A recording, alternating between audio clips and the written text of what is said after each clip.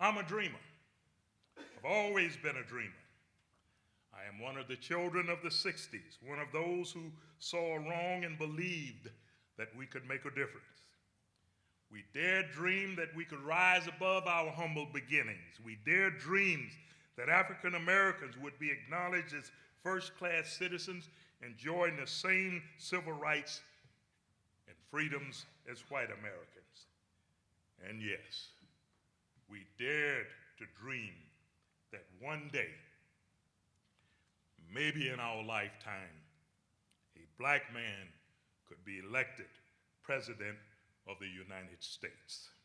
1961, Washington, D.C., 13 people, 6 whites, 7 blacks, boarded 2 buses traveling south to defy the segregation laws. We were called the Freedom Riders. I was arrested in Winsboro, South Carolina for using a white-only restroom. Later that evening, the police took me out of jail and delivered me to a waiting Klan mob. I was ordered out of that car by a police officer at gunpoint, and I ran for my life. And Dr. Williams, Usain Bolt couldn't have caught me then. I rejoined the Freedom Riders in Atlanta, where we were prepared to go into Anniston and Birmingham, Alabama.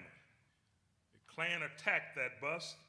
They firebombed that particular bus, and as the bus was burning, they held the door shut so that we could not get out. The Klansmen were attempting to burn us alive just because we sat in the front of the bus and we were exercising what we thought were our rights for dignity and respect. The only way we got off of that bus as it was burning was the fuel tank in the back of the bus blew up, and the men who were holding it moved away. It was at that particular moment as I sat on that bus, and in just a few minutes, the bus was fully engulfed in flame, and I had to make a decision, like everyone else. If I got off of that bus, I knew I was going to be beaten to death by the mob outside. If I stayed on the bus, I was going to meet my death in flame. I thought, erroneously, that if I simply took a deep breath and I breathed in the smoke, that it would render me unconscious, and that's the way I was going to die. So, ladies and gentlemen, for all practical purposes, I had decided to commit suicide that day. I was only 19 years old. The Freedom Rides, the anti-segregation movement, made national and worldwide headlines. The Americans with justice and goodwill in their hearts were ashamed at what they saw on the evening news or read in the newspaper concerning the firebombing of the Freedom Riders bus. Within days after the attempts on our lives, there were students, ministers, professional and ordinary citizens from Nashville, Tennessee to New Orleans and all across the country who got on buses and traveled to Birmingham and to Montgomery to continue that freedom ride. But as I said, we were daring, and we dared greatly. Our victory came in August of 1961 when the ICC outlawed racial discrimination in interstate travel aboard buses, trains, and planes. I am proud of the role that I played in hoping to bring about changes in this country. Always, I remember that a man will stand tall against injustice. Today, I am living the American dream. Well, you see, in 1961 in North Carolina, I was refused service at a McDonald's restaurant and the police was called. Today, my wife and I own a total of 7 McDonald's restaurants. What a time to live in America.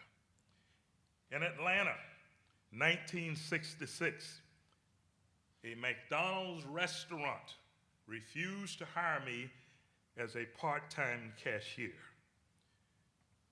In 1987, I bought that McDonald's restaurant.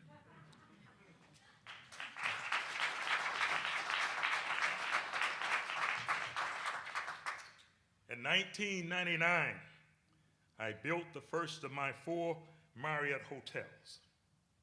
And I'll never forget the first Marriott Hotel Owners Convention that I attended.